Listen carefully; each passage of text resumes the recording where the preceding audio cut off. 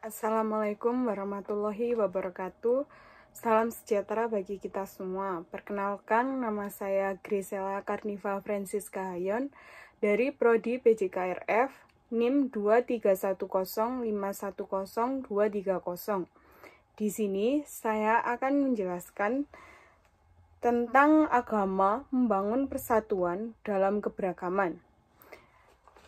Keberagaman meliputi perbedaan dalam budaya, suku, bahasa, dan agama. Sedangkan peranan agama, yaitu pentingnya agama dalam membangun persatuan di tengah keberagaman. Di sini saya akan menjelaskan tentang keberagaman di Indonesia. Yang pertama, contoh keberagaman. Indonesia adalah negara yang memiliki berbagai macam suku, budaya, dan agama. Yang kedua, informasi statistik tentang keberagaman agama yang ada di Indonesia. Contoh informasi statistik tentang keberagaman agama di Indonesia. Yang pertama, Pulau Jawa. Seperti Islam, mayoritas di Pulau Jawa itu Islam, namun terdapat komunitas besar Kristen, Katolik, Hindu, dan Buddha di berbagai daerah. Yang kedua, seperti Bali, mayoritas beragamakan Hindu. Yang ketiga, Sulawesi Utara dan Nusa Tenggara Timur. Di sini mayoritas agamanya Kristen, Protestan, dan Katolik. Dan yang keempat, seperti Sumatera Utara dan Papua.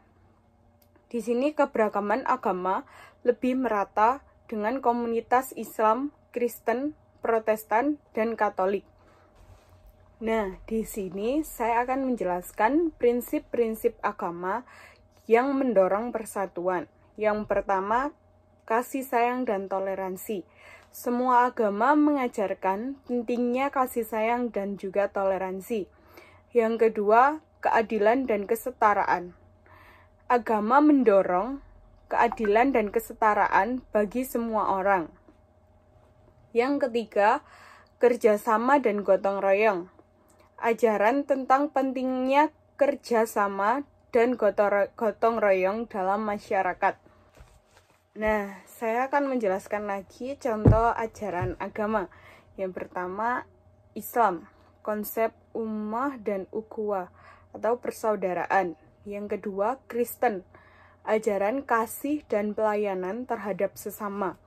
Yang ketiga, Hindu, konsep Vasudhaiva Kutumbakam, dunia adalah satu keluarga. Dan yang keempat, Buddha, ajaran cinta kasih dan welas kasih.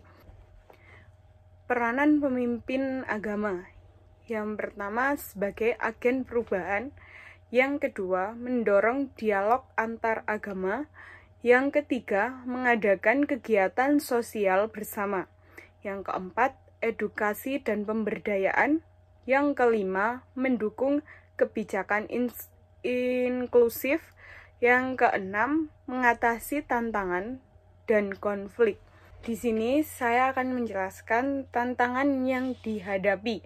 Yang pertama, stereotip dan prasangka, seperti miskomunikasi, misinformasi, dan stigma sosial yang memicu ketegangan. Yang kedua, radikalisme dan ekstremisme, seperti ancaman dari kelompok radikal dan propaganda kebencian. Yang ketiga, konflik sosial.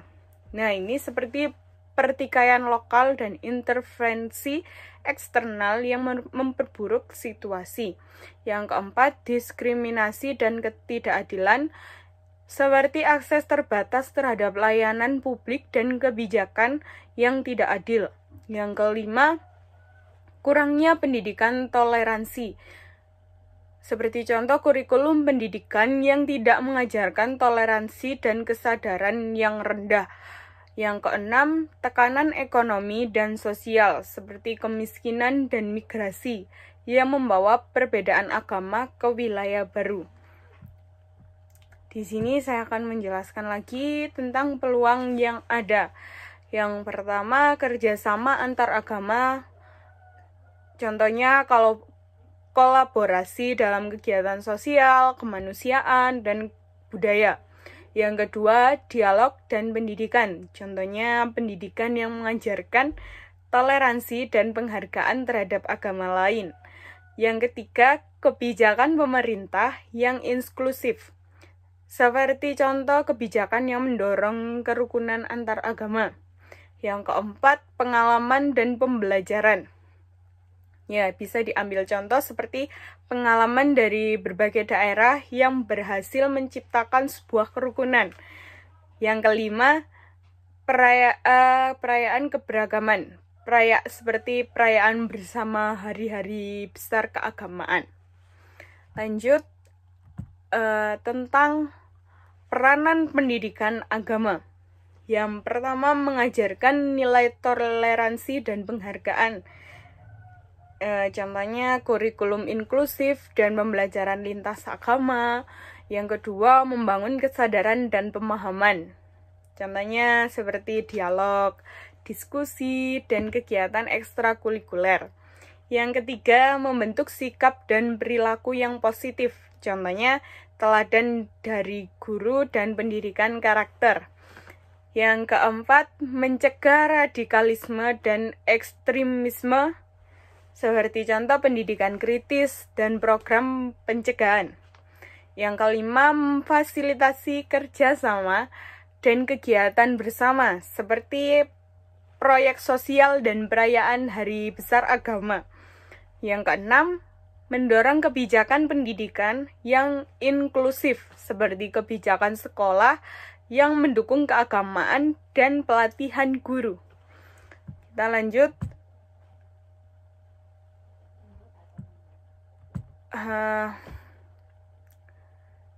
Saran untuk membangun persatuan dalam keberagaman agama. Yang pertama, memperkuat pendidikan toleransi seperti integrasi nilai toleransi dalam kurikulum dan pelatihan guru. Yang kedua, mendorong dialog dan kerjasama antar agama seperti forum rutin dan proyek sosial bersama. Yang ketiga, mengatasi radikalisme dan ekstremisme seperti program pencegahan dan pemantauan media sosial. Yang Yang keempat, kebijakan dan regulasi yang inklusif. Perlindungan hak dan kebijakan pemerintah yang inklusif. Yang kelima, kampanye publik untuk toleransi seperti media kampanye publik serta cerita positif. Yang keenam, penguatan peranan pemimpin agama seperti pelatihan dan workshop serta kerjasama dengan lintas agama.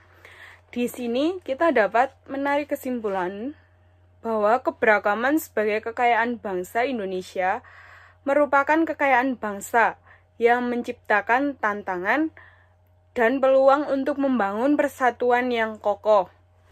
Peranan penting pemimpin agama juga berperan sebagai agen perubahan dan memotivasi umat untuk saling menghormati, memfasilitasi dialog antar agama, mengatasi konflik, dan mendukung kebijakan inklusif.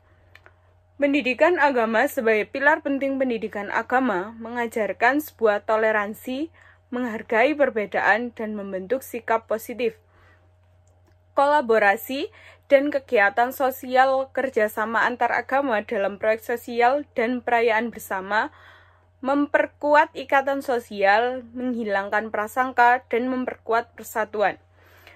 Nah, di sini tantangan yang harus diatasi meskipun ada tantangan seperti stereotip, radikalisme, konflik sosial, dan diskriminasi. Usaha bersama dapat mengatasi tantangan ini.